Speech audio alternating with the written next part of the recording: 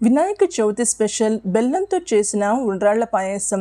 బెల్లంతో చేసినప్పటికీ ఇందులో పాలు కలిపిన ఈ పాయసంలో పాలు విరిగిపోవు.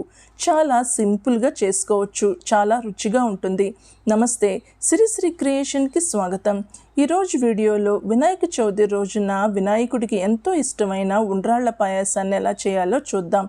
ఈ ప్రసాదం ఒక వినాయక చవితి రోజునే కాకుండా ఎంతో విశేషమైన సంకటహర చతుర్థి రోజున చేసుకోవచ్చు. ముందుగా ఈ పాయసం చేయటానికి 2 టేబుల్ స్పూన్ల పచ్చిశనగపప్పును తీసుకొని నీళ్లలో నానవేయాలి.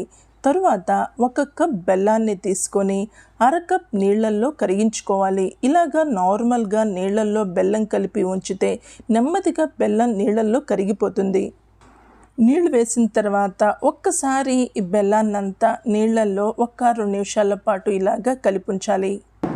ఇప్పుడు ఒక గిన్నె కానీ బాండి కానీ తీసుకొని 1 కప్ నీళ్లు పోసి 1 టీ స్పూన్ తురిమిన బెల్లం వేయాలి. ఈ బెల్లం కలపటం వల్ల ఉండ్రాళ్లలో మంచి కమ్మదనం వస్తుంది. తర్వాత 1/2 టీ స్పూన్ యాలకుల పొడి వేయాలి. 1 టీ స్పూన్ నెయ్యి వేయాలి. తర్వాత 1/2 టీ స్పూన్ ఉప్పును కలపాలి.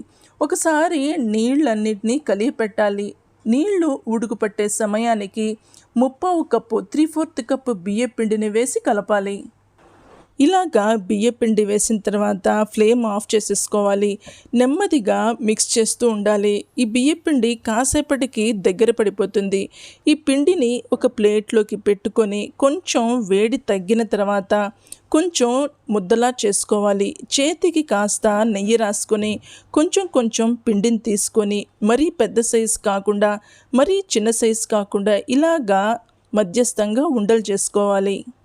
ఇందులో సగం పిండినే ఉండలు చేశానండి. మిగతా పిండిని తీసుకొని అందులో కాస్త నీళ్లు పోసి పేస్ట్ లాగా చేసుకోవాలి. ఇలాగా చేత్తో ఎక్కడ ఉండలు రాకుండా మెత్తగా పేస్ట్ చేసుకొని ఉంచుకోవాలి. తర్వాత గిన్నెలో 2.5 కప్పుల నీళ్లు పోసి ముందు 1/2 కప్ నీళ్లు బెల్లం కరిగించడానికి వాడాను కదండి. కాబట్టి ఇప్పుడు 2.5 కప్పుల నీళ్ళని వాడుతున్నాను. ముందు నానబెట్టిన పచ్చిశనగపప్పుని నీళ్లు తీసేసి ఇందులో కలుపుతున్నాను. ఒక 5 నిమిషాల పాటు ఉడకపెడుతున్నాను. మూత మొత్తం కవర్ చేయకుండా కొంత భాగం వదిలేసా. ఇలాగా ఒక 5 నిమిషాలు ఉడకపెట్టిన తర్వాత రెడీ చేసిన ఈ ఉండ్రాళ్ళని నెమ్మదిగా అన్నింటినీ ఒక్కటి వేశాను. ఇందులో గరిటె పెట్టకుండా గిన్నెనే ఒకసారి ఇలాగా కదపాలి. ఇలాగా కదిపి ఉంచిన తర్వాత ఒక 5 నిమిషాల పాటు ఉడకపెట్టాలండి. పూర్తిగా ప్లేట్తో కవర్ చేయకుండా కొంత భాగం వదిలేయాలి.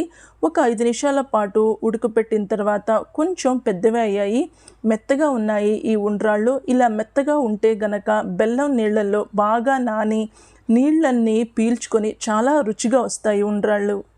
1 గంట ముందు కరిగించుకున్న బెల్లం నీళ్ళు ఉన్నాయి కదండి, ఆ నీళ్ళని ఈ స్ట్రైనర్లోంచి వడకడుతున్నాను.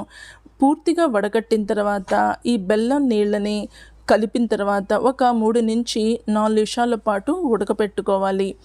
ఈ ఉండ్రాళ్ళు చాలా మెత్తగా సాఫ్ట్గా ఫ్లఫీగా ఉన్నాయండి.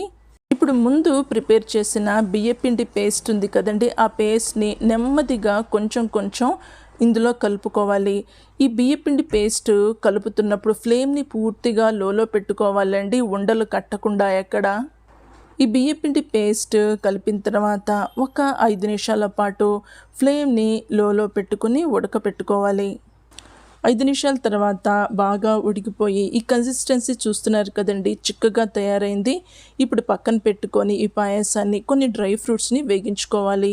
1 టేబుల్ స్పూన్ నెయ్యి వేసి ముందు నేను ఎండు కొబ్బరిని వేగిస్తున్నాను. ఎండు కొబ్బరి చాలా టేస్ట్గా ఉంటుంది పాయసంలోకి.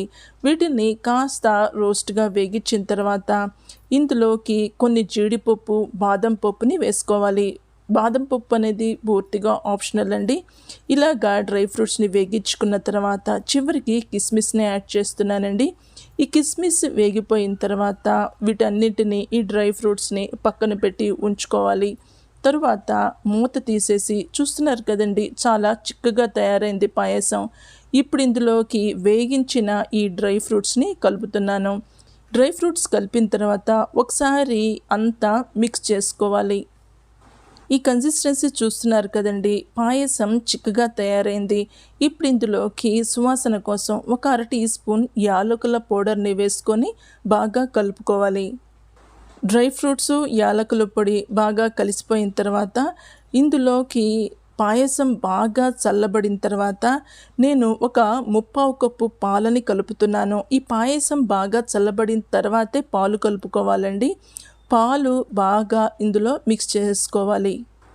అంతేనండి, ఎంతో కమ్మటి వినాయకుడికి ఎంతో ఇష్టమైన ఉండ్రాళ్లతో చేసిన పాయసం రెడీ అయిపోయినట్టే. చాలా రుచిగా ఉంటుంది, చేసుకోవటం కూడా సులువు. తప్పకుండా మీరు కూడా ట్రై చేయండి. ఈ రెసిపీ వీడియో మీకు నచ్చితే కనుక ఛానల్ని లైక్ చేయండి, షేర్ చేయండి, సబ్స్క్రైబ్ చేసుకోవటం మర్చిపోవద్దు. మళ్ళీ ఇంకొక వీడియోతో మేము ముందుంటాం. అంతవరకు సెలవు, నమస్కారం.